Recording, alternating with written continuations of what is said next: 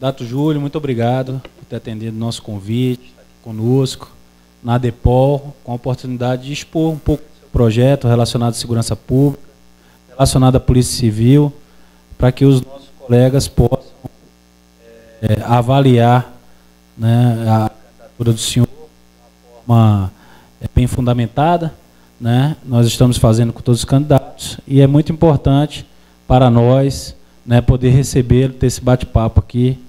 E queria que o senhor iniciasse, né, expondo um pouco do seu projeto, o que é que o senhor tem pensado a respeito de segurança pública, da situação atual de Brasília, né, antes da gente começar as nossas perguntas propriamente ditas. Eu quero inicialmente agradecer o convite para estar aqui na ADEPOL, cumprimentar vocês e expor um pouquinho, né, o que nos levou a essa disputa para o governo do Distrito Federal. Brasília tem algumas singularidades que a gente identifica, que a distingue do restante das unidades federativas. É uma unidade federativa relativamente nova, criada há menos de 60 anos. Nós temos uma especificidade de ter um território pequeno, né? É o menor território entre todas as unidades da federação, uma população já considerável que cresce numa velocidade muito grande. Recentemente até saiu uma estimativa do IBGE que eu contesto, né? Não tem muito cabimento, né? Porque eles fazem uma estimativa considerando uma desaceleração grande, mas não condiz, né, com o que a gente observa em termos de crescimento populacional na cidade. E temos uma metrópole, né, onde faz parte o núcleo, a nossa capital, e a periferia formada por uma outra unidade federativa. Isso também traz muitas dificuldades para a gestão do próprio território do quadrilátero. É uma questão que é muito pouco discutida, mas tem consequências para o conjunto, né, da administração pública. Tem algumas particularidades econômicas, uma dependência muito grande do setor público, o que, de um lado, é bom, que nos garante uma renda per capita elevada, um PIB per capita que é o maior do país, mas, de outro lado, inibe, de alguma forma, o crescimento de outras atividades econômicas e que vai ter consequências do ponto de vista social, né? Inclusive em relação à violência, uma vez que tem um rebatimento aí de uma elevada taxa de desemprego. Então, nesse quadro, nós fizemos uma discussão dentro do Partido dos Trabalhadores e houve um entendimento de que nessa eleição nós apresentaríamos uma candidatura que, de alguma forma, conseguisse dialogar com esse desafio de recolocar, ou pelo menos tentar recolocar Brasília nos eixos. Nós temos um orçamento que é considerável, um orçamento da ordem de 40 bilhões de reais. Outras, considerando nossa população de 3 milhões, é um orçamento per capita de 13 mil.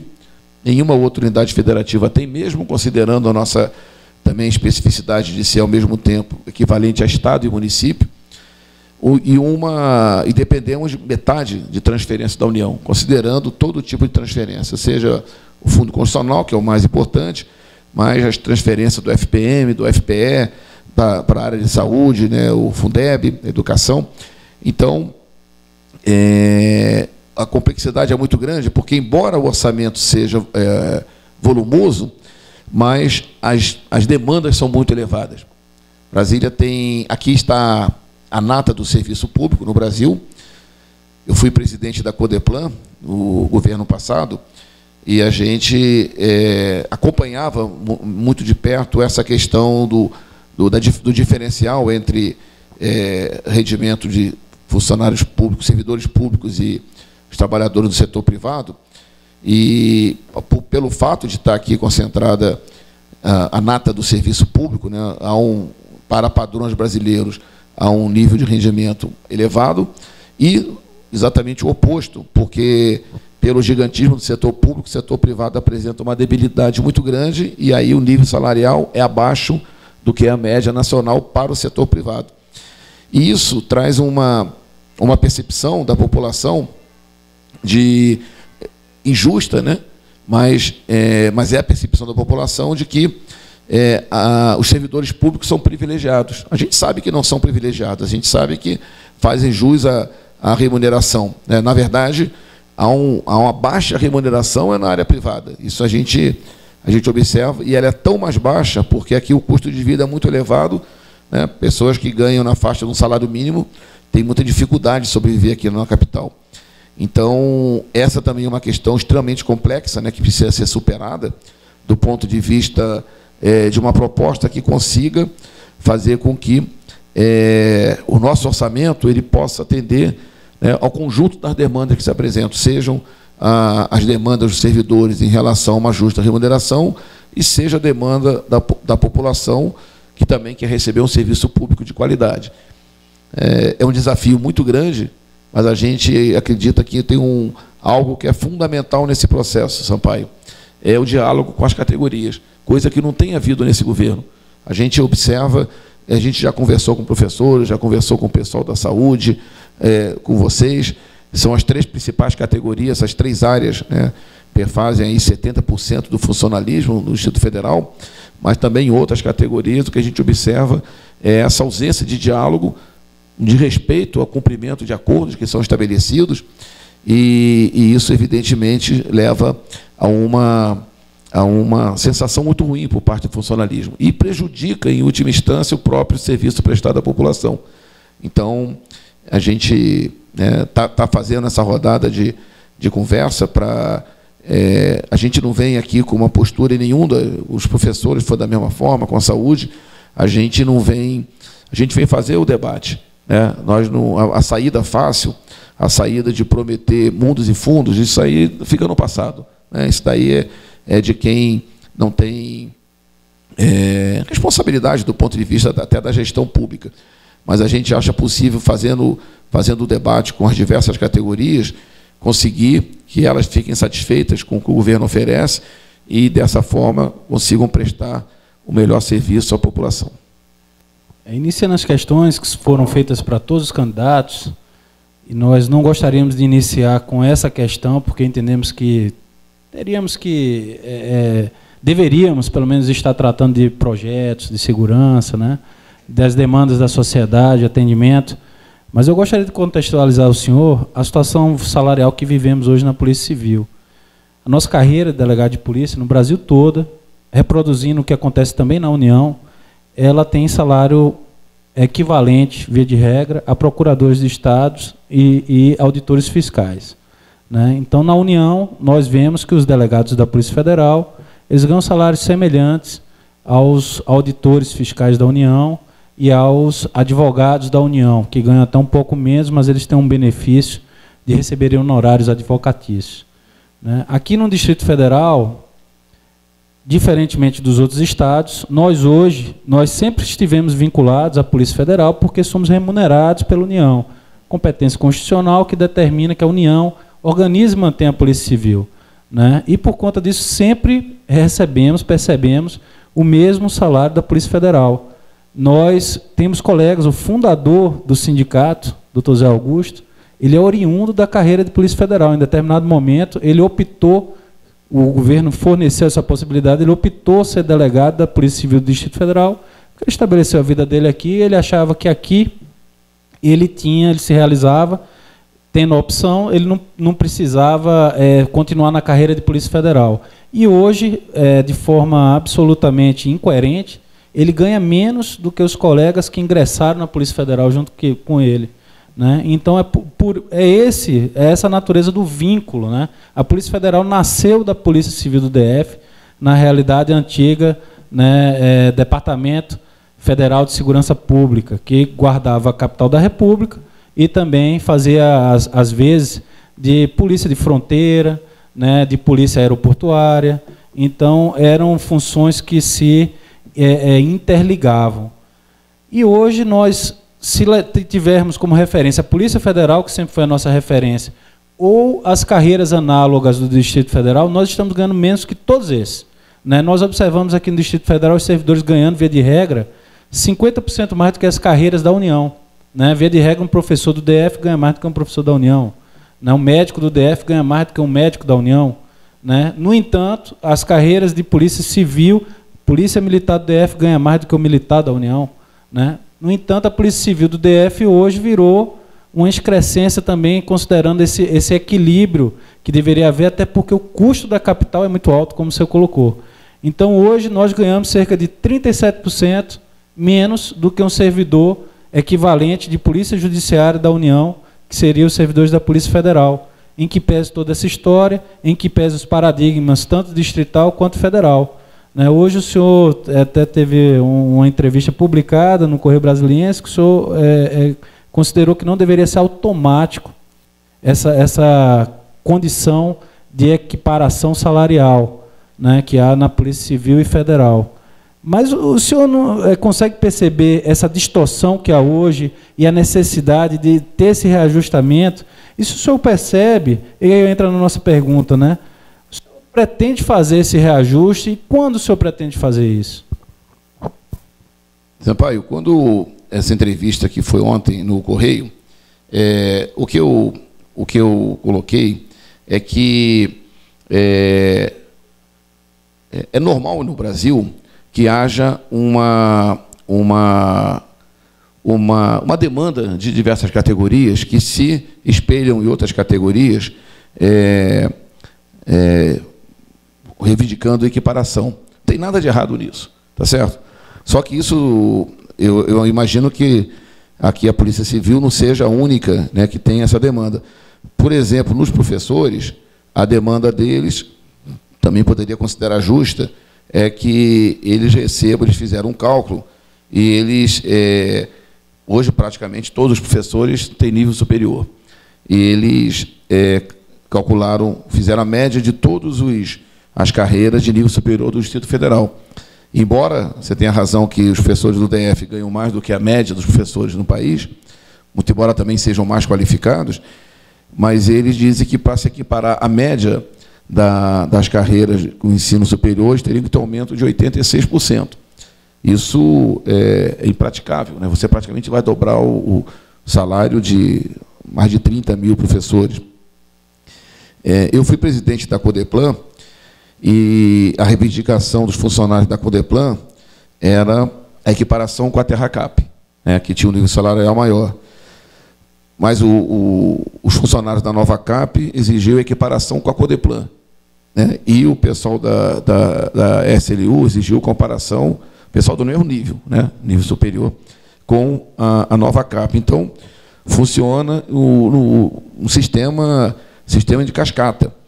E isso tem que ser visto de uma certa... O que eu coloquei ali, que não pode ser automático, é que tem que ser estudado e visto as consequências, inclusive, de reivindicações que vão acontecer, né, em função de uma decisão dessa natureza, na sequência. É inevitável que aconteça. Alguém imagina diferente se isso for feito, que os professores vão vir, né, reivindicar também a equiparação com os outros funcionários de nível superior. Então, isso tem que ser negociado. Eu acredito que uma redução dessa diferença, o ideal seria que pudéssemos restabelecer a similaridade na remuneração. Por outro lado, eu sou economista, eu tenho a obrigação de saber que o recurso tem limite, né? Eu não posso... eu não estou nem pensando exatamente no LRF, eu estou pensando no orçamento. Tá certo? O orçamento não vai caber se eu atender todas as demandas das categorias, né? Então, o que não vai faltar da minha parte é vontade de resolver o problema e diálogo, né? E se isso puder ser equacionado, não no curto prazo, né, mas no médio prazo, no período, por exemplo, de 4 anos de governo, é uma possibilidade, há espaço para essa discussão. O que eu disse que é irresponsabilidade é dizer que no primeiro dia faz isso, porque não faz. Quando diz que no primeiro dia faz isso, não faz, né? É um discurso que é velho, é um discurso para ganhar voto, mas que, na verdade, quem é inteligente sabe que aquilo ali não funciona dessa forma. Então, a gente e de outro lado, tem que entender também que isso tem impacto na população de uma forma geral, que a população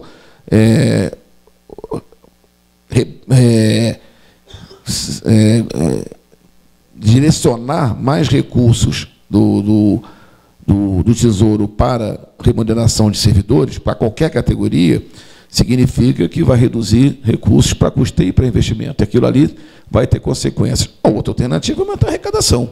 Tá certo?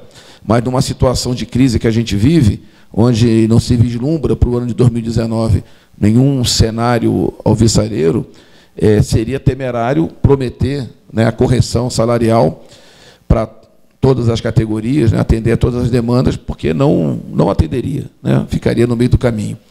O que a gente tem colocado em relação a acordos firmados e não cumpridos. Isso eu acho grave, porque quando você firma um acordo, o pressuposto é que você tenha feito o cálculo, o devido cálculo, e identificado a capacidade de pagamento. Então, se isso não está acontecendo, isso é grave, isso a gente vai cumprir. Agora, em relação a situações de equiparação salarial entre categorias, né, e os reajustes, repito, que são justos, todos são justos, mas que a gente vai ter que dialogar e procurar atender essas demandas, né, de uma forma mais alongada ao longo do exercício. Me permita só complementar, talvez até não haja todas essas informações, mas como os colegas vão ver, né, eles terminam nos cobrando, na realidade nós somos a única carreira do Distrito Federal e da União que não tivemos aumento negociado nos últimos anos. Então, na verdade, quando se fala em pagar, desde 2013 não temos 1 centavo de reajuste, né? Então, quando se fala em pagar esse passivo para as outras carreiras, isso quer dizer, essas carreiras negociaram quando nós não tivemos oportunidade de negociar. E por que não tivemos? Porque a Polícia Federal estava represada. O governador Agnello, ele negociou conosco, nesse período, um reajuste de 13%, encaminhou a mensagem para a União, a mensagem foi devolvida, porque a presidente Dilma disse que não daria reajuste para a Polícia Civil enquanto não desse para a Polícia Federal, porque nossos salários eram historicamente os mesmos, né? Então, há um sentimento de injustiça muito grande na categoria em relação a isso, porque nós enfrentamos a maior perda inflacionária de todas as carreiras do Distrito Federal. Isso já saiu, inclusive, publicado em várias matérias jornalísticas. Isso é de conhecimento do governo. Nenhuma outra carreira teve tão poucos reajustes nos últimos 10 anos. Nos últimos 10 anos, nós tivemos 15% de reajuste, né? Nós enfrentamos perdas salariais de 60%. Né? Vimos todas as outras carreiras quando... 60%. Não, nos últimos 10 anos, qual foi o reajuste? 15,3%. Desde 2013 não há reajuste. Desde 2013 não há reajuste. Foi o último reajuste, aquele reajuste que a presidente Dilma concedeu de forma linear para todos os servidores da União. Foi o único que a gente teve nos últimos anos. Se aplicou a nós porque quem concede nosso reajuste é a União. Então, nós vivemos uma situação dúbia de servir a 2 reis. Nós precisamos convencer 2 reis, né, 2 pais. Isso é uma situação muito complicada que a gente vive. Para você ter ideia da situação, em 2001, o STF sumulou que compete à União, exclusivamente à União, conceder reajuste à Polícia Civil do Distrito Federal. Ou seja, a União poderia conceder reajuste sem consultar o Distrito Federal. E isso aconteceu em 2006, quando foi criado o subsídio, né? Só que agora o presidente Temer não quis fazer, né, em respeito ao governo do Distrito Federal. Mas, naquele período, o objeto do julgamento daquela demanda era uma lei distrital que equiparava os procuradores do DF aos delegados de Polícia Civil do Distrito Federal. Né? No tempo, nós éramos o paradigma que todo mundo queria receber igual. Os agentes de trânsito queriam ganhar igual aos agentes de polícia, e hoje nós estamos querendo ganhar igual a qualquer um servidor do Distrito Federal. Porque os nossos paradigmas, que são paradigmas em todo o Brasil, né, inclusive hoje nós somos o 16º salário entre os delegados do Brasil. Uma situação impensável quando, por exemplo, eu ingressei na carreira em 2006, quando tínhamos o melhor salário do Brasil, era um orgulho trabalhar na Polícia Civil do DF.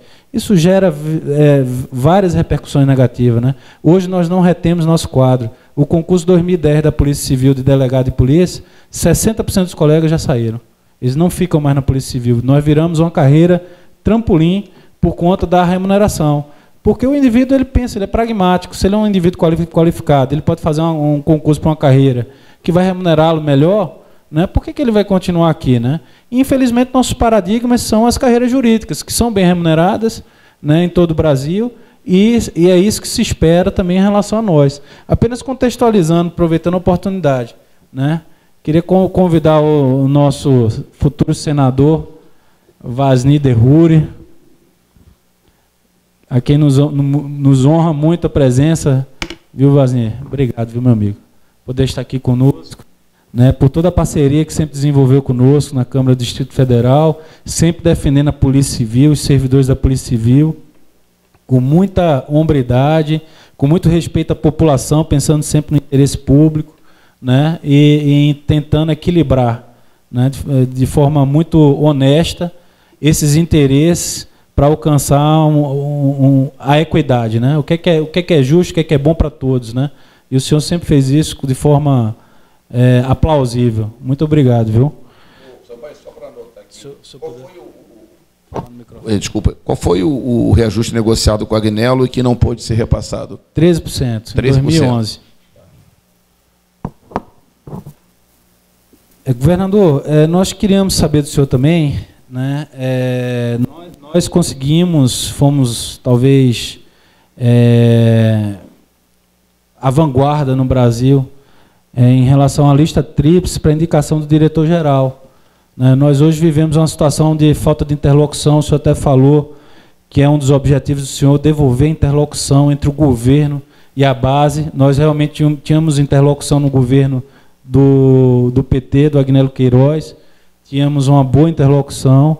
Hoje, infelizmente, o governo Hollenberg não recebe categorias, né? Nós temos muita dificuldade, ainda quando tínhamos diálogo, o nosso senador Vasni teve a oportunidade de ter lá e presenciamos, né, uma cena lamentável, na qual um dos representantes foi barrado, né, da reunião do governo, e a partir daquele período as coisas se esgarçaram muito, as relações, e praticamente perdemos a interlocução com o governo e com a própria direção da Polícia Geral. E por isso nós entendemos que é fundamental a nossa participação. Nós não podemos, nós precisamos não só tirar o governo Hollenberg na nossa concepção, nós precisamos tirar o governo Hollenberg da Polícia Civil.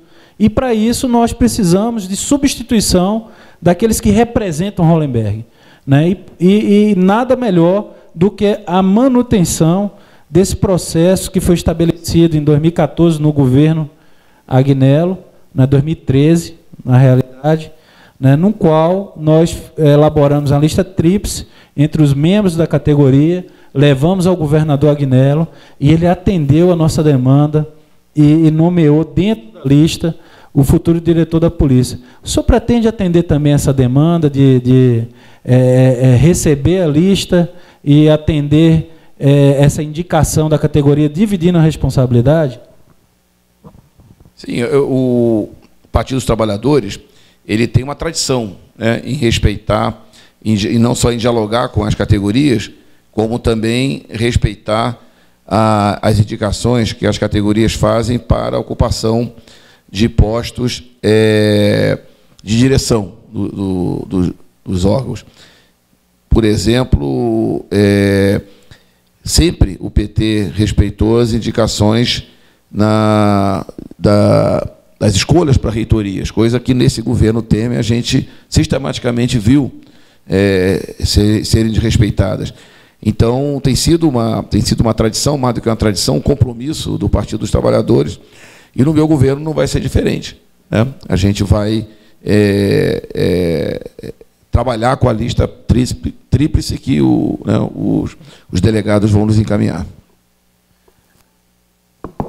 Candidato, nós vivemos hoje uma situação de sucateamento imposto pelo governo, né? Não há aquisição de material, não há novas obras de manutenção devida, né? Nós temos uma frota, hoje, para o senhor ter ideia, onde 62% dos nossos veículos são antieconômicos. As últimas viaturas adquiridas pela Polícia Civil com recursos do Fundo Constitucional foram no governo Agnello Queiroz, em 2013. Né? Após isso, nós só recebemos viaturas poucas por meio de convênios do Senasp.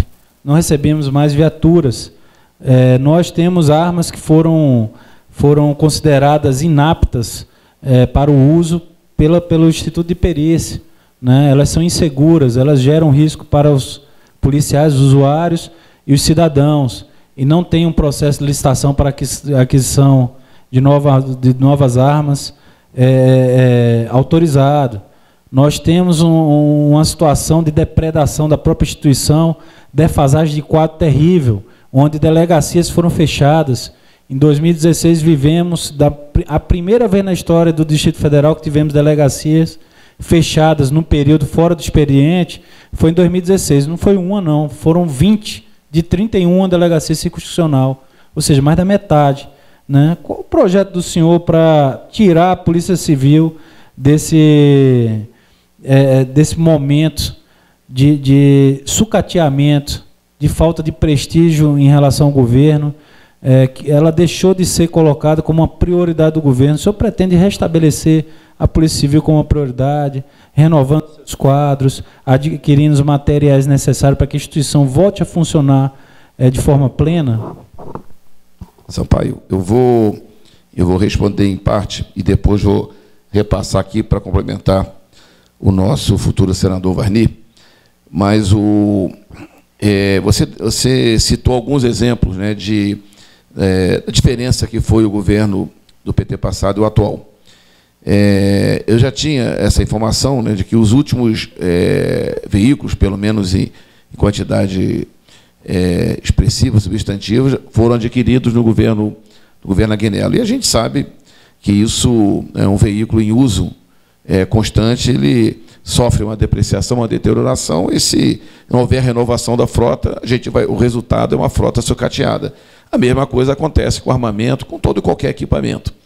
E essa situação a gente tem visto, não só na Polícia Civil, como diversos outros órgãos, né, esse sucateamento. E também em relação à renovação dos quadros. No governo Agnello foram contratados 36 mil servidores, não sei exatamente quanto na Polícia Civil, mas 36 mil servidores para todas as áreas do Distrito Federal. Nesse atual governo, não chega a 1/6 o número de contratações, incluindo, inclusive, pessoas que não necessariamente concursadas, mas serviço temporário. Tem sido muito frequente isso entre os professores. Então, a gente fica até se perguntando para onde está indo o dinheiro do Distrito Federal, porque não é para investir no serviço público. Serviço público, qualquer área que a gente vá analisar, seja na área da saúde, na área da educação, segurança pública, habitação, mobilidade, o serviço público prestado à população é de péssima qualidade, os servidores estão desmotivados, são desrespeitados, e a população está insatisfeita, evidentemente. Então, a nossa proposta é de reequipar a Polícia Civil. Nós vamos encontrar os meios para que as condições de trabalho da Polícia Civil ela possa se dar na sua plenitude, e vamos recompor os quadros da Polícia Civil. Eu não poderia dizer aqui que isso seria feito de uma forma imediata, né? Existe um período que você tem que, né, trabalhar o concurso público e capacitar as pessoas que foram admitidas, mas a nossa expectativa e a nossa pretensão é que, efetivamente, a Polícia Civil tenha condições tanto operacionais quanto em termos de contingente, de prestar esse serviço à nossa população. Eu pediria ao Varni, porque eu sei que ele acompanha bem essa questão em relação aos diversos serviços públicos aqui na cidade, como deputado distrital, eu pediria a ele para complementar, se ficou faltando alguma coisa, Varni. Não, a pergunta que o Rafael apresenta é absolutamente pertinente, porque os recursos do Fundo Constitucional, que é dirigido à Polícia Civil, normalmente ele tem a rubrica de investimento. Ocorre que o Distrito Federal e o governo federal demora a liberar para o empenho os recursos, principalmente de investimento. Ele fica segurando para que o máximo possível não seja gasto. Isso acaba sendo muito um jogo do governo local com o governo federal. E aí o que chega no final do ano, como foi 2017, o governo empenhou 384 milhões, a grosso modo aqui na minha cabeça, às vezes a cabeça não ajuda, mas é um número de quase 400 milhões de reais, basicamente para investimento e alguma coisa para manutenção. Aí você lança em restos a pagar e já abre um outro orçamento. Então, você vai tentar gastar aquilo que você já empenhou, vai tentar liquidar. Ou seja, com licitação, com edital. E muitos desses empenhos é feito só de capa. Não tem nem o projeto executivo que viabiliza o edital e, consequentemente, a licitação. Isso tem provocado perdas por várias razões, além do custo do dinheiro, porque o dinheiro ele não é atualizado monetariamente. E quem fica ganhando com esse dinheiro aplicado é a União. E a União fica torcendo para que o Distrito Federal não consiga licitar e não consiga comprar. Esse ano mesmo, nós tivemos uma operação do Corpo de Bombeiros, da ordem de 11.700.000 reais, que eram recursos empenhados do ano passado, que eles não conseguiram. Teve algum problema no processo licitatório, eles não conseguiram e perderam o recurso. Fica na União, não volta para o Distrito Federal, porque não há reconhecimento de superávit no Fundo Constitucional. Não transfere de um ano para o outro. Qual o interesse do governo em não realizar esse? Olha, o interesse do governo, eu acredito que é muito mais uma falta de programação, porque normalmente ele realiza, normalmente um bom percentual realiza, ocasionalmente perde, como esse que eu citei aqui. Agora, o que é importante destacar nesse debate das finanças, Miragai, você acompanha também esse assunto, o Fundo Constitucional, o Distrito Federal não tem autonomia para gerenciá-lo. O máximo que o governo Federal consegue, nas chamadas janelas de remanejamento, acho que há 3 janelas de remanejamento, ele faz a transferência. Normalmente, a transferência do governo é retirando da segurança, colocando na segurança, na educação e saúde. Por quê? Porque o governo poupa a fonte 100, que é a fonte dele, e sobrecarrega a 138, que é a fonte do Fundo Constitucional. Então, esse é normalmente um exercício que o governo faz. E isso acaba comprometendo enormemente os projetos e os editais de tecnologia. Há um problema muito sério na segurança pública, e aí, Rafael, eu não domino qual é o trabalho de ponta que existe entre a Polícia Militar, a Polícia Civil, no que diz respeito ao debate de tecnologia no fortalecimento do equipamento da segurança pública. Essa é algo que eu não tenho clareza para debater, não conheço, não tenho domínio.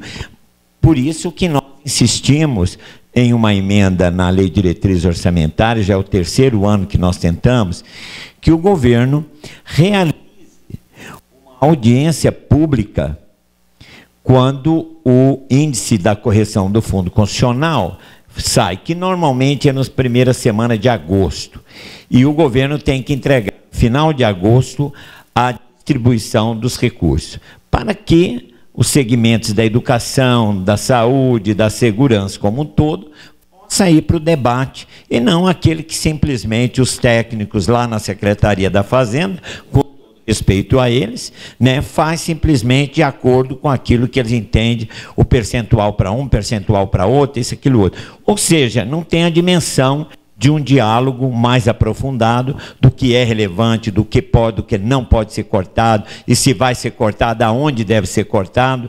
Quem tem isso é os próprios executores do orçamento em cada uma das unidades. Esse é um grande problema, a gente está tentando ver se convence o governo. O Fundo Constitucional é centralizada a sua gestão no Ministério da Fazenda e na Secretaria da Fazenda. Então, tem esse problema. Eu, inclusive, quero aproveitar aqui, Rafael, já acho que nós já conversamos sobre esse assunto. Eu apresentei no Tribunal de Contas, e o Tribunal de Contas acolheu a representação, que é a seguinte: como esse dinheiro mensal, o 12º que é previsto em lei, a União dificilmente passa os 100% do valor, ela sempre retém 10%, 20%, ela retém da Secretaria do Tesouro Nacional. Esse dinheiro ele fica aplicado, ele não fica esterilizado ou paralisado. Mas quando ele retorna, ele só retorna no valor nominal.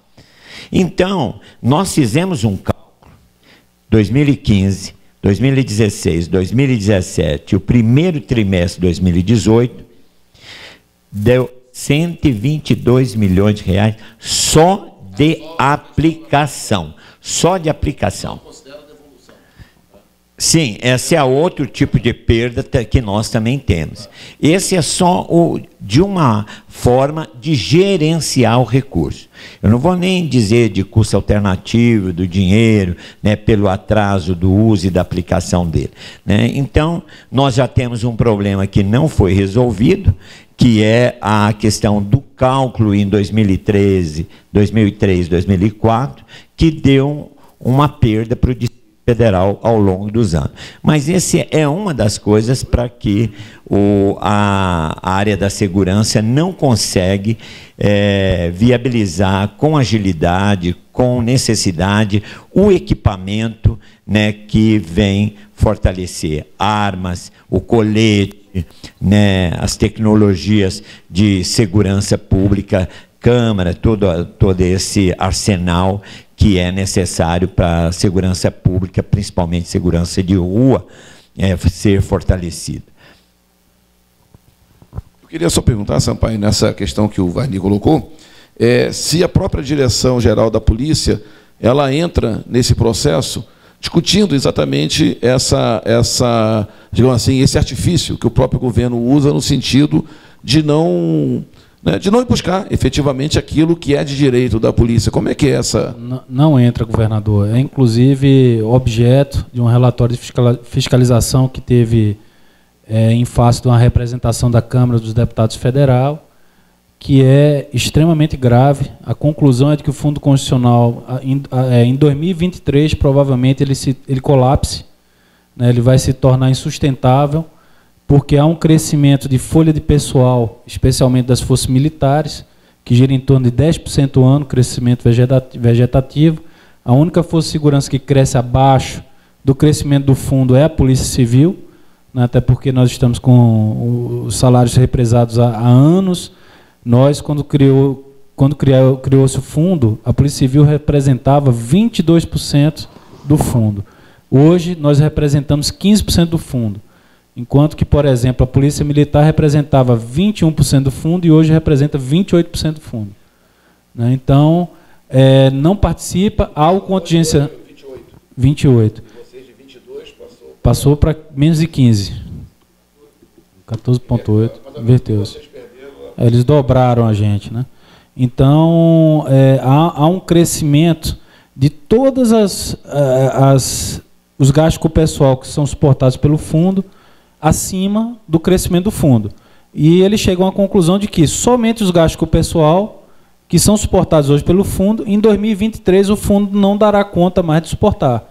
E isso importará, como a Constituição determina, que compete à União manter a Polícia Civil, a Polícia Militar e o Corpo Bombeiro, ela terá que acrescentar o valor necessário para o custeio e investimento dessas forças. Ou seja, o Fundo Constitucional vai perder a razão de ser. Isso é muito grave para o Distrito Federal, porque a partir do momento, e os senhores bem sabem, né, que entrar em debate isso no Congresso Nacional, você manter, né, um volume de recursos desse para o Distrito Federal, num período onde há uma crise fiscal, a chance de se perder recursos é muito grande para o Distrito Federal. Né?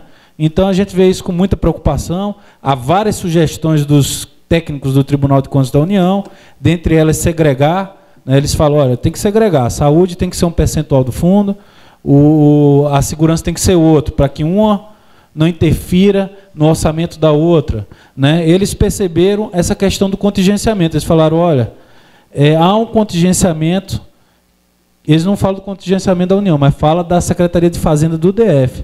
A Secretaria de Fazenda do DF, ela só entrega, via de regra, 70%, né, do orçamento para as forças de segurança. Os outros 30% há um contingenciamento.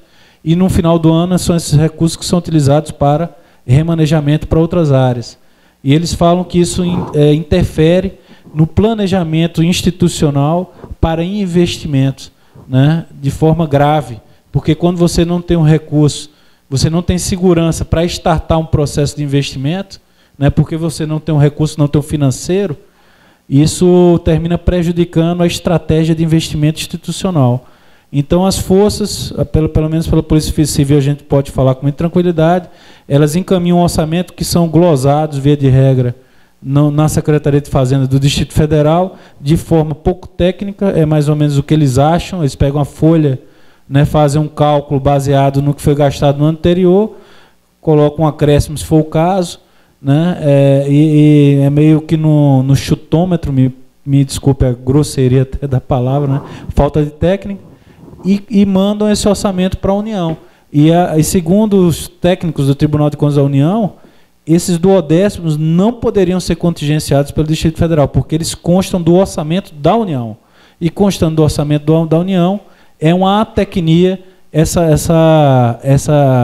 contingenciamento que é praticado pelo Distrito Federal. Então, é uma situação muito grave que a gente vive, seria até a sexta pergunta, né?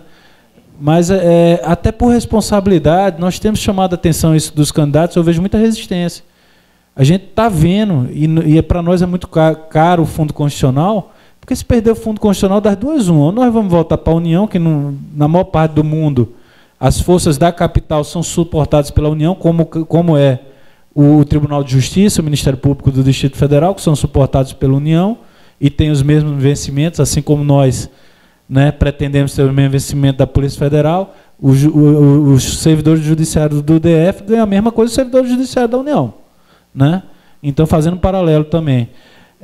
Mas nós vemos que a má gestão do fundo levanta questões graves que geram processo no Tribunal de Contas, litígios administrativos entre o Distrito Federal e a União, e pode ter como repercussão a curto prazo, 2023 está aí, daqui a 5 anos, né, a perda do fundo pelo Distrito Federal. Como é que o senhor pretende gerenciar isso? Que isso pode acontecer a partir de uma emenda constitucional, né? E o Distrito Federal tem 11 congressistas e 594, ou seja, peso praticamente nenhum, né?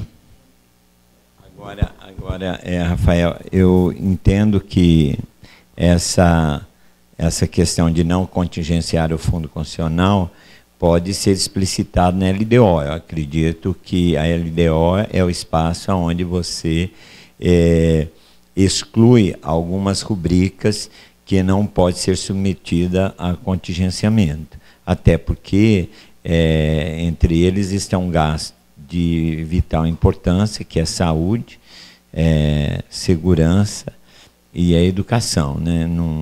Então, não faz sentido. O outro detalhe importante, Júlio, que precisa ser esclarecido, até uma representação feita por nós, o Tribunal de Contas da União conheceu que aquilo que a União glosava e retinha, que era a contribuição do policial bombeiro e do policial militar, a contribuição deles para o plano de saúde deles, normalmente a União retinha. Ela foi obrigada agora a liberar. Isso foi uma representação que nós fizemos, o Tribunal de Contas da União reconheceu que era direito do Distrito Federal receber. É claro que no global é um valor bem modesto, mas já é uma certa diferença que era retido, que é aquilo que é descontado do policial.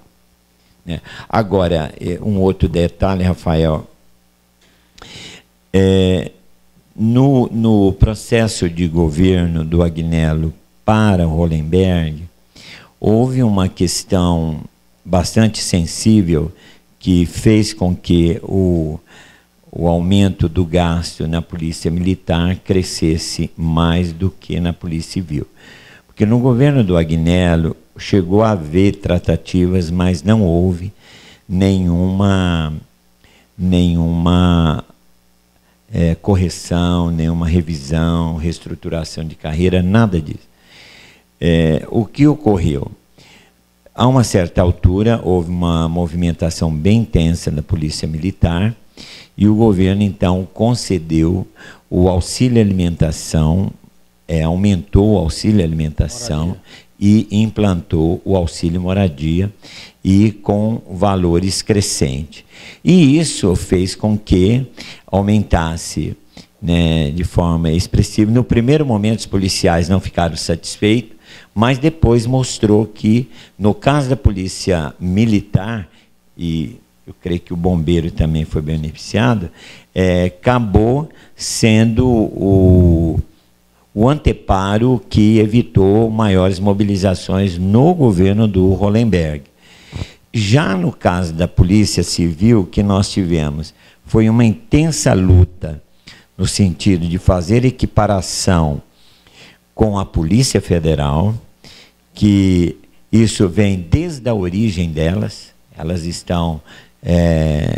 são ligadas entre si desde a própria origem, e fora a parte de que a Polícia Militar do Distrito Federal é sempre chamada, perícia, é sempre chamada para integrar demandas de serviço da Secretaria de Segurança Pública, do Ministério da Justiça e outras mais. Bom, e nesse até a expectativa de ter o plano de saúde da Polícia Militar é uma coisa que já da Polícia Civil, que não tem, e diferentemente do que é na Polícia Militar e Corpo de Bombeiro, ele tem os seus planos de saúde, e isso tem dado um tratamento de enorme perda para eles, principalmente para quem tem famílias. Os planos de saúde são muito importantes. Eu acho que essas são, hoje, no meu modo de entender, as duas grandes demandas, ressalvado a recomposição dos quadros. Houve uma convocação no governo do Hollenberg, mas eu diria um tanto quanto tímida. Houve o concurso de médico legista, houve de perícia, houve de delegados, né? Mas a convocação ainda foi muito aquém daquilo que poderia ter sido para poder manter as delegacias plenamente funcionando, que por exemplo, outro dia estava em Planaltina, precisou de alguma coisa, a delegacia estava fechada. Isso. Hoje nós temos 16 abertas e 15 fechadas, né? Uma situação lamentável. Metade das delegacias, por exemplo, não sei onde o senhor reside, se ocorrer um crime, né, no Lago Norte, no final de semana, você vai ter que se deslocar para o Paranoá para fazer o registro, né? E isso gera a cifra negra, que a gente chama, né? Ou seja, muitos fatos criminosos deixam de ser registrados. O indivíduo tem o seu relógio roubado, por exemplo, algo furtado de sua casa.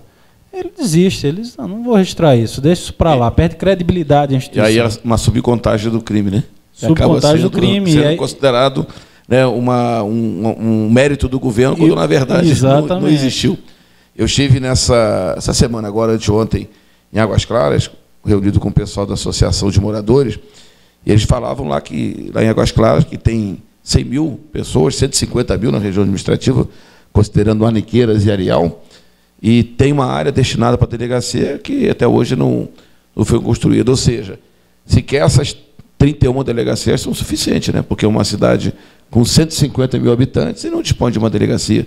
Tem que recorrer a Taguatinga ou a Guará. A polícia hoje ela tem a necessidade de expandir, né, o seu serviço para áreas como, por exemplo, Itapuã, se fala há muito tempo, uma população imensa, né, que precisa se socorrer dos serviços da Polícia Civil, e por mais que seja muito próximo, né, como é lá no Paranoá, mas a gente vê como uma necessidade de você ter uma estrutura que se dedique especificamente àquela área, que é uma área grande, né, com uma população imensa.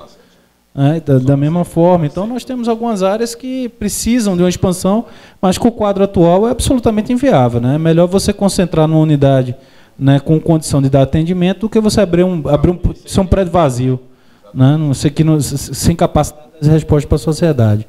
Seguindo as nossas questões, candidato, nós vivemos no governo Hollenberg uma situação muito estranha, onde se importou toda a cúpula do governo, né? A cúpula do governo veio de outros estados ou de órgãos da própria União, que apesar de serem servidores que muitas vezes residem já em Brasília, mas que trabalham numa máquina, né, em órgãos que funcionam de forma diferente do nosso, uma estrutura diferente, né? E isso aconteceu com a segurança pública do Distrito Federal, né? Nós observamos secretários de segurança sem afeição com a segurança pública do Distrito Federal, um distanciamento muito grande, e esses indivíduos, obviamente, né, não tiveram capacidade de interlocução para exercer um papel de protagonismo no sistema de segurança pública. A secretaria é importante para dar articulação ao sistema de segurança pública. E faltou essa articulação. O senhor pretende importar o secretário de segurança? Qual seria a sua ideia, né, para o exercício dessa função, as competências que a pessoa precisa ter para exercer esse cargo? Se o senhor tem algo em mente, qual é o seu projeto para a Secretaria de Segurança? Então, isso vale para todos os órgãos, Sampaio. Eu acredito que o Hollenberg tenha importado, entre aspas, né, esses quadros para comporem a cúpula, né, da administração pública, primeiro por uma fragilidade do próprio partido, né? O PSB é um partido muito pequeno aqui e que não dispõe de quadros qualificados, né? E não é só quadros filiados, né, mas aquilo que a gente chama de zona próxima, né, que tem uma afinidade com o projeto partidário, que não é o caso do PT. O PT já esteve na administração aqui em 2 ocasiões, aqui no Distrito Federal, 95 a 98, agora no período anterior, de 2011 a 2014. Então, eu não tenho nenhuma dúvida que, juntamente com os servidores, né, que compõem esses órgãos, a gente não teria nenhuma dificuldade, né, em indicar as pessoas mais qualificadas para a alta cúpula da administração pública, né? Vamos encontrar, seja nos quadros do partido, seja nos quadros próximos, seja também em alguns outros partidos que nós podemos estar compartilhando a administração pública. É evidente que aqueles partidos que têm uma afinidade conosco, algumas experiências passadas, né, de composições amplas, nem sempre resultam num bom resultado, e contando com a participação dos quadros dos próprios órgãos. Eu vou aqui dar um testemunho que aconteceu comigo na Codeplan e com a situação. A Codeplan, depois de passar por uma situação muito crítica, né, na gestão do Duval Barbosa, e depois numa outra gestão, que foi a gestão do Rogério Rosso, onde ela viveu uma letargia muito grande, quando o Agnello venceu as eleições em 2014, o Varni, de lembrar disso, havia uma discussão na equipe de transição, Varni, se era possível recuperar a Codeplan. Lembra disso? Havia dúvida. A situação de descrédito da empresa. A gente conversava com representantes, presidentes das associações empresariais, FEComércio, da Fibra, da CDL, de todas as entidades, com os órgãos de imprensa, e eles apontavam, né, uma situação de total escassez de informação. A Codeplan é um misto, né, de IBGE e IPEA, que a gente considera aqui em Brasília, né, produzindo pesquisas e interpretando essas pesquisas, e a gente apostou no quadro de funcionários da empresa. A gente já tinha uma relação de uma gestão anterior, e a gente chamou essas pessoas mais qualificadas do quadro de funcionários, pessoas que estavam muito frustradas com essas administrações anteriores. Algumas delas tinham sido a órgão que não tinha nenhuma relação com a sua capacitação, qualificação. Eram geógrafos, economistas, arquitetos, que tinham sido espalhados pela administração pública sem uma uma devida utilização da sua competência, e a gente trouxe essas pessoas de volta, fez um pacto, né, de recuperação da empresa, e num prazo de 3, 4 meses a empresa já era outra. Então, isso depende muito da gestão. Quando você imprime um ritmo, né, e apresenta para os servidores um projeto, né, para aquele órgão, a resposta é muito rápida, né? Essa experiência, para mim, que eu tive na Codeplan, foi extremamente importante, porque mostra que o servidor público, quando ele é desafiado a exercer sua atividade de servidor público, desde que prestigiado, desde que valorizado, desde que respeitado, a resposta é muito rápida. Então, eu não tenho nenhuma intenção de recorrer à importação, não vai ser necessário desses quadros, pelo contrário, né? Nós vamos ter pessoas qualificadas, seja na esfera do partido, seja na esfera próxima, seja em partidos próximos, seja nos órgãos, né, que compõem a administração pública, para indicar as pessoas mais capazes para dirigir esses órgãos. E finalizando, tem uma questão sensível às questões do sindicato, né? Depois podemos complementar ainda com outras perguntas que sejam adequadas no momento. A Casa Militar é um quartel no Buriti, né? Não sei se o senhor já ouviu falar na Casa Militar. E nós, apesar de já termos, né, algumas críticas à Casa Militar, o modelo dela, essa situação veio a se agravar no atual momento que a gente vive. Por quê? Porque a Casa Militar, ela representou mais uma barreira de acesso ao governo, né? Pelo fato de concorrermos aos recursos com as forças militares, né, e haver realmente, de forma expressa, não há sigilo para ninguém, né? A Polícia Militar, ela pretende realmente tanto avançar sobre competências da Polícia Civil, como também na esfera salarial, acompanhar um crescimento salarial, quando nos últimos anos eles tiveram mais reajustes do que nós, né? Bem mais, isso também o governo tem esses números, já foi publicado na imprensa. Enquanto nós tivemos 15% de reajuste, eles tiveram 66%. Né? Então, você querer equiparar reajustamentos em situações diferentes é uma situação um tanto quanto anti-isonômica. Né? Mas o que acontece, governador? A Casa Militar ela é um quartel com 370 servidores, né, da Polícia Militar e Corpo de Bombeiro, que fica no Buriti e na residência oficial para servir a segurança do governador, seus familiares e a segurança predial, né, a segurança orgânica do Palácio do Buriti. É um número assustador, né? A Presidência da República não dispõe de tamanho aparato, nós entendemos que é desarrazoado. Esse relatório do Tribunal de Contas da União, eles identificam lá que há uma violação, né, às promoções por meio de nomeação a esses cargos, ou seja, a famosa promoção por agregamento, né? Eles agregam, você tem um número mínimo ali dentro da instituição de determinados cargos, e quando esse indivíduo sai para ocupar um cargo na Casa Militar, abre espaço para o subordinado crescer, né, ascender na carreira.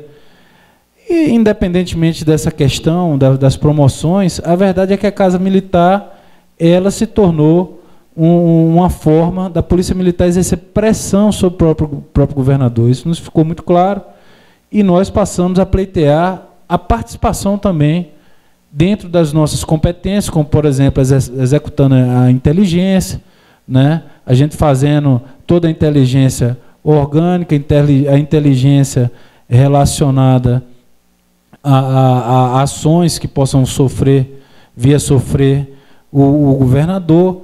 Nós pretendemos realmente participar dessa estrutura, que essa estrutura mude de nome, né, e que todos os órgãos de segurança possam ter esse acesso ao governador. Né? Nós entendemos como inaceitável essa estrutura atual, tanto pela sua dimensão, que nos parece hiperdimensionada, inchada, a sociedade penando com a falta de segurança. Não é razoável ter 370 homens à disposição da segurança do governador, né, e que sejam todos da mesma força. Né? Então, o senhor pretende atender essa demanda nossa e fazer essa alteração, tornar plural essa estrutura de segurança do governo? Sampaio, essa informação, para mim, ela assim, é impressionante, é escandaloso. Né? 370? 370. Não, há pouco eu li... 370 cargos comissionados, aí ficamos sabendo que tem lotados lá sem cargos. Não, eu estou impressionado com isso, Varnir, porque há pouco eu li um livro, né, que falava sobre completou ano passado 100 anos da Revolução Russa, e a guarda imperial do czar Romanov tinham 300 pessoas. A guarda imperial do czar Romanov, que administrava o país, naquela época a Rússia tinha... Hollenberg é maior. Tinha 120 milhões de pessoas. Então, é uma coisa sem pé nem cabeça. Né? 400 pessoas fazendo o que exatamente? Qual é a justificativa para isso? O governo deve apresentar, para esse tipo de coisa, tem que ter algum planejamento, né, para que justifique esse aparato. Né? Assim, algo que justifique. Né? Tem alguma... Você conhece alguma justificativa? Tanto que nós criticamos severamente essa estrutura que veio crescendo ao longo dos anos, não é nova. Né? Para o senhor ter ideia, nós, no governo do Agnello, nunca tivemos dificuldade com isso. Atualmente, para nós ingressarmos num prédio do Buriti, a gente tem que acautelar nossa arma, como se nós fôssemos criminosos, fôssemos agredir, né, algum servidor do Buriti, né, quando, na realidade, nós recebemos para exercitar a segurança pública. Claro. Né, e nós precisamos acautelar, ou seja, nós não nos sentimos fazendo parte do governo em nenhum momento. E esse sentimento de pertencimento é muito importante. E é esse o nosso pleito. Né? Que essa estrutura seja diminuída, que ela seja equalizada, e que haja algum espaço para a Polícia Civil que faça parte.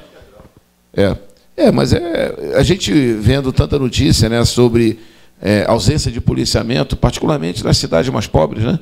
Você tem uma escassez total de um policiamento mais ostensivo nas cidades, e isso está associado, claro, ao aumento da criminalidade. O batalhão do Buriti é maior do que o de São Sebastião, só para você ter ideia. É maior do que São Sebastião, que tem 110 mil moradores. Exatamente.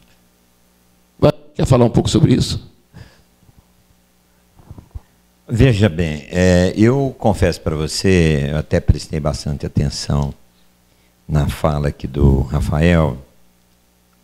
A gente, quando observa, a gente não vê a utilidade. E o mais grave, que eu já estou no meu 6º mandato, raríssimas as ocasiões que você reporta a Casa Militar, a não ser quando a matéria é especificamente militar. Quando você tem uma Secretaria de Segurança e você tem o comando da Polícia Militar e o comando do Corpo de Bombeiro.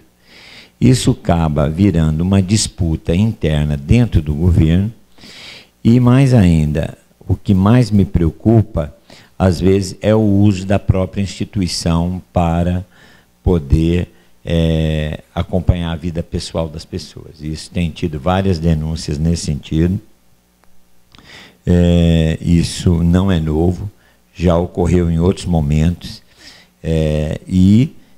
eu creio que no atual modelo não faz mais sentido, né? Acho que isso acaba podendo ser resolvido dentro da própria Secretaria da Segurança. Acaba ficando órgãos paralelos fazendo uma certa disputa porque está ao lado do gabinete do governador ou que tem um contato mais frequente com ele. Né? Então, eu creio que para o bem e para o equilíbrio, o melhor fosse concentrar tudo na Secretaria de Segurança Pública. Porque se o papel da Casa Militar é trabalhar a segurança pública, por que você alimenta a criação de novos e novos espaços para poder manter em feudos? E é a típica área que a tramitação da informação é fundamental no planejamento e na execução das operações necessárias. Então, eu acredito, tendo a seguir aqui a opinião. Agora, é claro que se você tem o comando da Polícia Militar, você tem a secretaria, que é a junção das corporações, eu não vejo por que você... esse é o problema. Eu não vejo razão de se ter uma casa militar, quase que, na minha leitura, sobreposição de tarefas, né? Então, acho que é uma boa proposta, que cabe aqui até aprofundar para poder ver, porque acho que é importante também ouvir os comandos da Polícia Militar, como que eles reagem, acho que eles têm um peso, um valor, então acho que a gente tem que ter a prudência de tentar entender sem criar uma situação de disputa entre as corporações. Acho que é prudente conhecer a razão pelo qual é necessário uma estrutura como a Casa Militar e o que ela viabiliza em termos de interesse público, projeto público, né, e quais são as suas tarefas em detalhes, em última instância. Complementando, né, o nosso senador já expôs essa situação, as notícias que a gente tem é que há muita arapongagem, né, praticada pela Casa Militar, né, muitas viaturas adquiridas para a Casa Militar, que tem uma estrutura de Secretaria de Estado também, né, viaturas descaracterizadas, ou seja, típicas de investigação, né, que se preste exatamente para estar seguindo e bisbilhotando a vida de pessoas públicas, né? O que é lamentável, mas são informações que a gente recebe constantemente, né, de pessoas públicas. Essa queixa, infelizmente. Passar agora para as perguntas dos nossos diretores.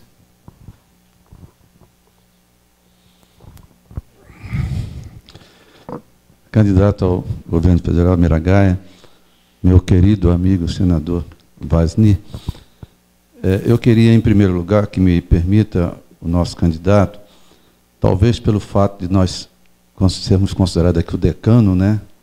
Eu já estou há 50 anos de atividade policial e não parei. Não parei porque eu acredito na nossa polícia. Apesar de estar aposentado, não abri mão das minhas atividades, porque o que eu tenho na minha vida eu devo à Polícia Civil de Brasília. E por isso que eu estou aqui, sempre participando dos embates, podendo estar na minha casa, mas estou aqui tranquilo, com muita disposição, porque eu quero ver a nossa Polícia Civil valorizada. É muito triste nós termos a oportunidade de ver delegacias fechadas e não ter motivação dos nossos policiais. Bom, eu entrei na Polícia Federal em 1967. E depois, em 1968, eu fiz concurso para a Polícia Civil do Distrito Federal. E eu falo esses dados para que nós possamos caracterizar, talvez até para aumentar um pouco o esclarecimento para o senhor, que a nossa polícia, na verdade, como foi falado, ela é a polícia da capital federal, a polícia do Rio de Janeiro. Quando veio para cá, houve uma separação numa parte de censura e tal, e a Polícia Metropolitana. Em 1965, a Lei 4878 estabeleceu essa diferença, quando extinguiu o Departamento Federal de Segurança Pública e transformou a Departamento de Polícia Federal e a Polícia Civil do Distrito Federal. Eu estou falando isso, candidato, que é para poder caracterizar bem a isonomia legal e histórica que nós temos com a Polícia Federal. Naquela época, eu não tive a oportunidade de fazer opção, porque já foi através de concurso, mas eu peguei diversos colegas que, na época, fizeram a opção, aqueles que quisessem ficar em Brasília e aqueles que quisessem ir para a Polícia Federal. Isso era natural, porque o nosso estatuto, até hoje, é um só. Nós temos o mesmo estatuto até hoje, que é a 4878. E lá trata da parte de direitos, de deveres e de disciplina. Então, apenas para esclarecer para o senhor, que nos deixou até um pouco tristes, eu falo isso para o senhor porque está sendo gravado e nós somos muito procurados em razão do nosso tempo que nós temos na polícia, principalmente numa informação do Correio Brasiliense hoje, quando o senhor disse que não via o momento de se fazer essa discussão da isonomia da Polícia Civil com a Polícia Federal. Nos deixou muito triste, não só pelo horário de vir pouca gente, mas muita gente não veio porque ficou muito satisfeito com a sua colocação. Lamentavelmente, eu sou obrigado a dizer para o senhor, porque realmente é uma constatação que nós estamos vivendo. E, por outro lado, quando nós falamos de fundo constitucional, eu acompanhei a época da criação do Fundo Constitucional. E, quando foi feito o Fundo Constitucional, que é único, apesar de nós termos 16º salário, nenhum Estado tem Fundo Constitucional, só nós que temos. E, lamentavelmente, nós estamos nesse índice desproporcional de 16º no Brasil. E, na época, o Fundo Constitucional foi criado exclusivamente para a segurança pública. Era exclusivamente para a segurança pública. Mas, nos conversas de bastidores, né, Vazinho, o que aconteceu? O dinheiro era tanto que era importante que nós aproveitássemos essa oportunidade, pensando também na educação e segurança, em que ficou exclusivamente a Polícia Civil, ser paga pela União, exclusivamente, e de forma subsidiária para a educação e saúde. Então, o governo do Distrito Federal, ele tem, pela fonte dele própria, os recursos para a educação e saúde. Não estou desmoralizando nem querendo enfraquecer essa situação, mas apenas uma colocação que é importante falar. Nós não, nós somos exclusivos da União. Não temos esse benefício que a educação e saúde tem pelos fundos do Distrito Federal. Então, é muito importante esse esclarecimento, porque, inclusive, na outra colocação que o senhor falou, que, na medida que outros candidatos estão falando que vão dar o nosso reajuste no primeiro dia útil, eu queria só, por questão de justiça, esclarecer para o senhor que não foi bem isso que eles falaram aqui para nós, não. O que eles falaram, alguns candidatos, é que ele iria, no momento, na fase de transição, uma vez indicados, ele pediria o apoio das entidades, para que as entidades já trabalhassem uma mensagem e que essa mensagem, no primeiro dia útil, fosse encaminhada para o governo federal. Isso não quer dizer que teria o aumento no dia 1º, mas sim a mensagem seria encaminhada. E todos nós sabemos que realmente essa mensagem não sai no mesmo dia, né? E nem tampouco nós estávamos tão sonhadores de saber que nós teríamos aumento no dia 1º de janeiro. Nós sabemos que essa mensagem é encaminhada para a Presidência da República, Gabinete Civil, depois vai por medida provisória ou por lei ordinária para o Congresso Nacional. Aí sim é que nós estamos vendo um trabalho muito grande das entidades, junto com os parlamentares de Brasília, para que nós possamos aprovar. Então, é apenas esse esclarecimento que eu queria fazer para Vossa Excelência, para que, realmente, uma vez, se o resultado sair positivo para Vossa Excelência, que fosse também as entidades participassem no momento de transição, para que nós já elaborássemos lá uma mensagem, juntamente com o governo, dentro das condições normais, não estamos pedindo nada demais, dentro daquelas previsões normais que nós sabemos, e que no primeiro dia útil poderia ser encaminhada a mensagem. Não estou pedindo para o senhor dar aumento para o dia 1º, mas sim um compromisso de que nós pudéssemos encaminhar essa mensagem no segundo dia útil. E, para finalizar, eu não poderia deixar de dar o meu testemunho, que o senhor me permita, sobre o Vasni de Roure. Me permita, eu estou falando de público. O senhor é o meu candidato. Pode estar certo disso. Eu acredito que eu não vou falar nosso, porque eu não posso falar por todos, mas pode estar certo que, no meio da nossa categoria, o senhor é o nosso candidato. E fico muito feliz, Vasni, porque nós nunca vinculamos, ao menos nós, enquanto estamos na atividade aqui, inclusive com partido. Se é partido, se é PT, se é PSB, o que for. Mas a sua atuação foi fundamental em todas as negociações que eu acompanhei em Brasília, e não tem pouco tempo, que você estava sempre presente, com as suas planilhas, né? Quando você chegava com as suas planilhas lá no governador Hollenberg, o pessoal tremia, tá? Porque não tinha argumento da Secretaria de Planejamento e de Fazenda discutir com o Vasni de Roure. Ele levava tudo. Por isso que eu faço mais um apelo para o senhor, que, uma vez eleito, por favor, escute o Vasni. Escute, porque ele conhece além de conhecer o Fundo Constitucional, ele conhece a nossa polícia. E não estou falando só em nome de Polícia Civil, não. Falo porque é a minha polícia, mas eu tenho certeza também que tanto da Polícia Militar, do Corpo Bombeiro, ele representa muito bem. Então, da nossa parte, da Polícia Civil, eu só quero dizer, Vasni, o meu testemunho e aqui o meu compromisso público de que nós estaremos fazendo tudo para te ajudar. Não obstante a colocação que nós fazemos por candidato, mas é uma questão de dever. Nós temos que fazer esse agradecimento público para o Vasni. E, por favor, não nos esqueça, Vasni, nós precisamos muito de você, né? E não esqueça essas planchetas, essas planilhas que você levava, né? E nós podemos estar certos que em todos os momentos, não só no governador, mas no Ministério do Planejamento, que você esteve conosco lá, e era perfeitamente cabível a nossa isonomia. Desde aquela época. Estou falando isso na presença do Vasni. Ele tinha os dados e levou no Ministério do Planejamento todos os dados que eram possíveis para que nós tivéssemos recebido a isonomia. Ele apresentou todos os dados. E lá no Ministério do Planejamento, mas outras conversas que nós tivemos, o ministro do Planejamento, mesmo recebendo o telefonema do presidente da República, que nós também estivemos lá, ele chamou até o governador para que fosse discutido, ele não foi. Ele não foi.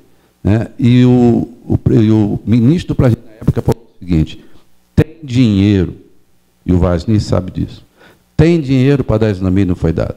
Então, eu pediria ao senhor apenas, desculpe a minha divagação, mas é que deixou realmente um pouco constrangida essa entrevista do senhor hoje, né, e nos causou até surpresa, né, mas que eu tenho certeza que nós podemos, já que o senhor falou que é um ambiente de discussão, de diálogo, que o senhor recebesse as nossas reivindicações e que, no período de transição, nós pudéssemos trabalhar junto. Tá bom? Muito obrigado, desculpe a minha franqueza, né, mas nós estamos aqui representando os colegas, que muitos deles ficaram muito assustados com a sua entrevista, e por isso que foi importante o Vasni vir aqui, porque nós sabemos que o Vasni é a favor da nossa isonomia e conhece os dados que nós podemos ter essa isonomia de imediato. Muito obrigado. O doutor Paulo, agradeço a sua franqueza, né, e assim que a gente vai debater. As duas considerações. Essa declaração que eu me referi, ninguém me contou, eu vi. O candidato Rogério Rosso falou que ia dar a isonomia no primeiro dia. Isso eu vi ele dizer. Isso mesmo está dizendo que não teria condições de fazê-lo assim, porque não depende exatamente de um ato, né, unilateral. E eu creio que eu fui mal interpretado no que eu disse no Correio. Quando eu falo a questão automática, veja só, o Fundo Constitucional, não obstante, né, a situação pregressa, né, de como a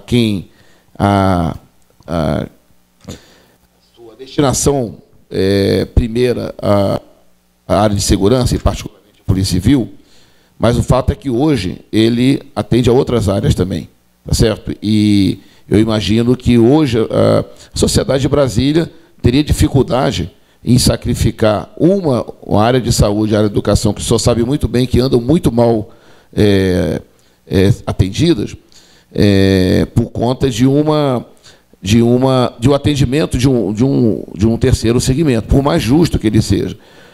E outro aspecto importante, o Fundo Constitucional ele está vinculado à arrecadação do imposto de renda, ele é um percentual da arrecadação de imposto de renda e do IPI.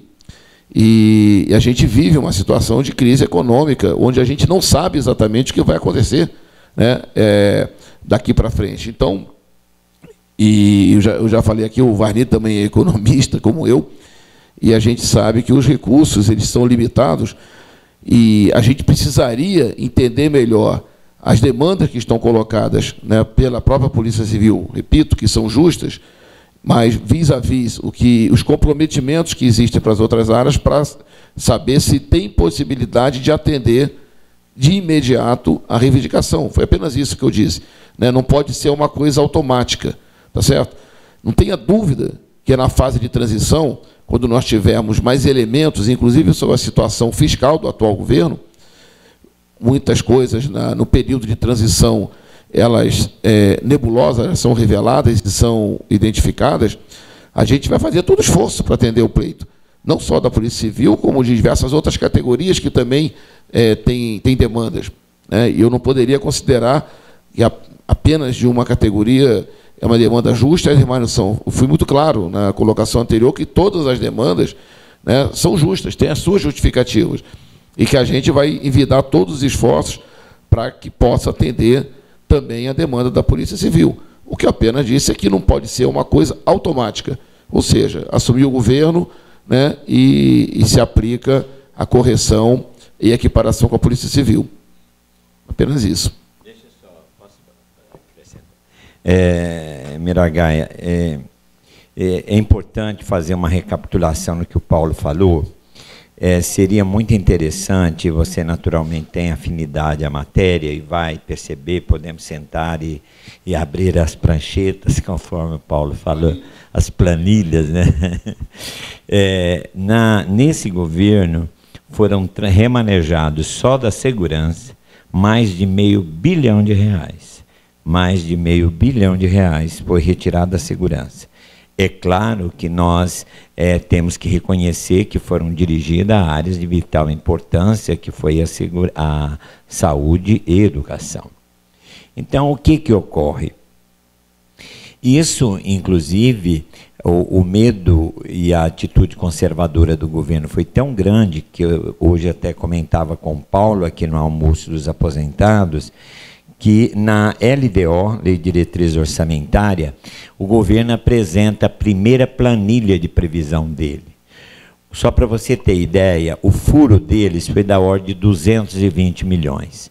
O que eles teriam que encaixar mais esse delta adicional que o fundo possibilitaria a eles. O que demonstra, não estou dizendo que esse dinheiro seria tudo para a Polícia Civil, ou desconhecendo uma atitude sem percepção do coletivo, de forma alguma. Eu sei da magnitude das responsabilidades e o conjunto de servidores que estão envolvidos, mas você há de convir também que em 2017, quando o governo empenha 384 milhões de reais, no mesmo dia ou no dia seguinte abre o novo orçamento, é uma demonstração que alguma coisa poderia talvez não atender 100% das propostas dos policiais.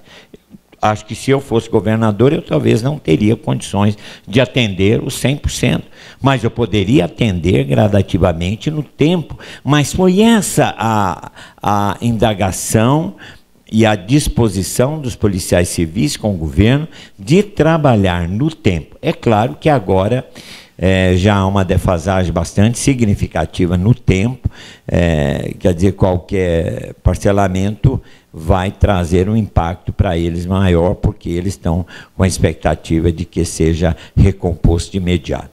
Então, só para pensar, acho que o Fundo Constitucional, ele é uma grande arma. Eu concordo aqui com o Rafael que, se nós não tivermos cuidado no gerenciamento dele, ele pode transformar-se amanhã num outro prejuízo, numa perda para essa cidade.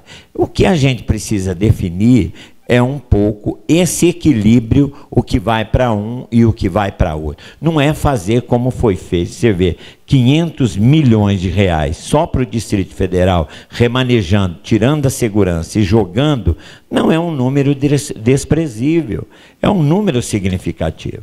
Então, acho que a gente precisa ter responsabilidade, até porque, como foi dito, a parte da tecnologia, equipamento e investimento foi absolutamente sucateado. Os quartéis da Polícia Militar, do Corpo de Bombeiro, precisa de uma rápida reforma,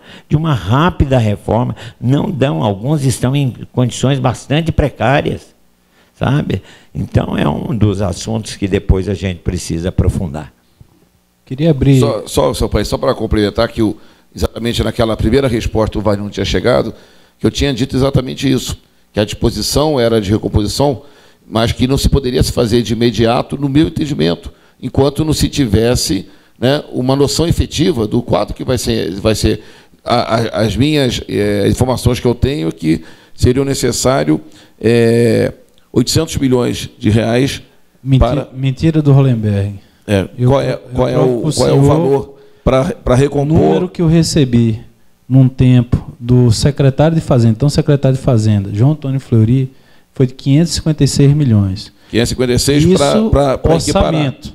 O financeiro é muito menor, porque no nosso caso, em que pese todas as irregularidades que eu acho que em algum momento tem que ser sanada, tanto a contribuição patronal nossa, quanto a nossa contribuição previdenciária retornam para o fundo. Então, esse orçamento, na verdade, ele é glosado em 33%. Né? Segundo os nossos cálculos, com 417 milhões, você dá integralmente a paridade com a Polícia Civil. Parecem números astronômicos, e são altos, relevantes, nós entendemos, né? Mas como o nosso querido senador falou, é menos do que o remanejamento que foi feito. Ou os 384 que foram empenhados e não efetivamente... Que não eram importantes 384, que não seria usado com base no interesse público. Eu estou dizendo do nível do sacrifício e da duplicidade. Qual o custo alternativo de um recurso de 2017 sendo gasto em 2018? Sendo que você não está gastando. É como agora, se você verificar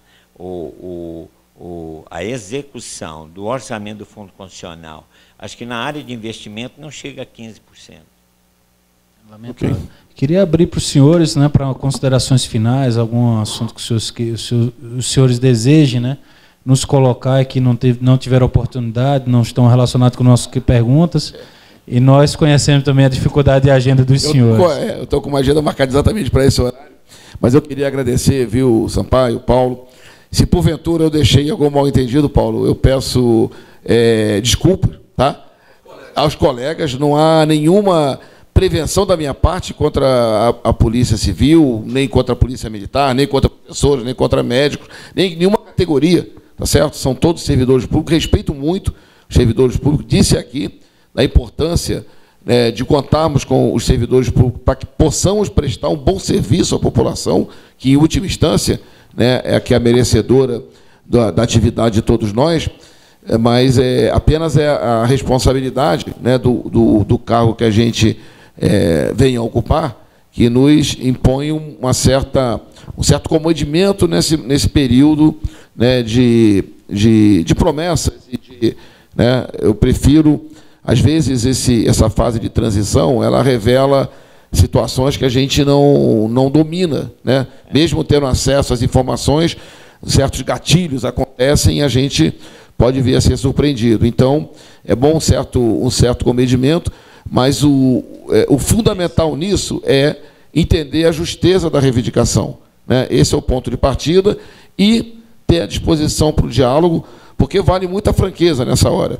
Se, porventura, nós tivermos, como foi argumentado pelo Sampaio, e o seu orçamento permitir, tivermos condições de aplicar imediatamente a correção para equiparação, não tenha dúvida que a gente vai fazer, tá certo? Mas, em não havendo essa possibilidade, a gente conta com a compreensão da categoria para que isso possa ser recomposto, né, evidentemente, ao longo, né, de um período não tão prolongado, né, mas dê fôlego, dê capacidade para que o governo possa realizar e cumprir, né, atender essa reivindicação.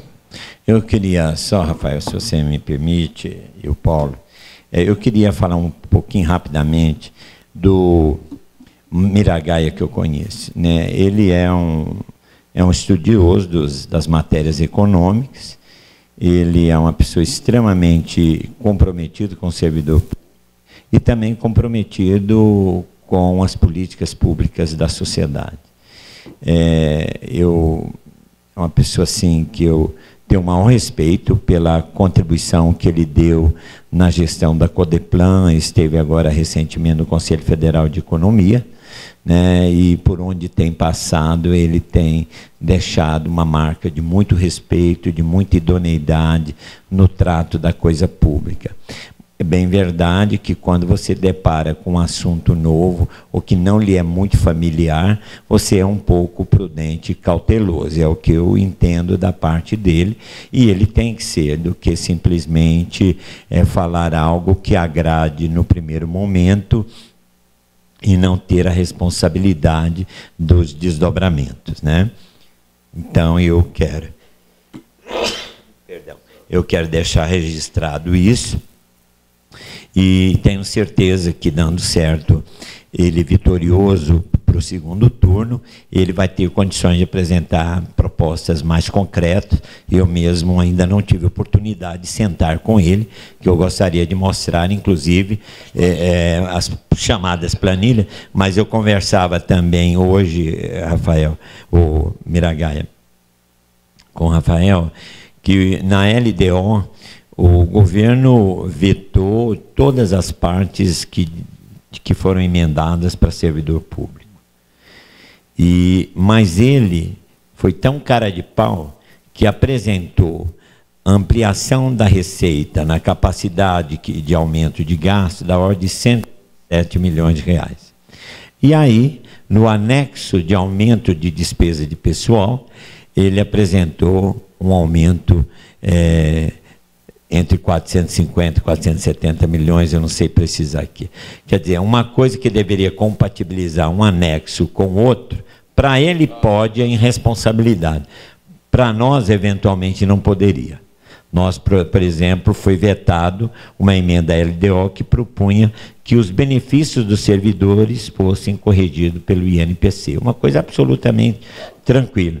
Até isso, ele, talvez pela autoria, não sei, né? Até isso ele retirou a questão de precatórios e outras medidas. Mas, enfim, isso é a história que dirá.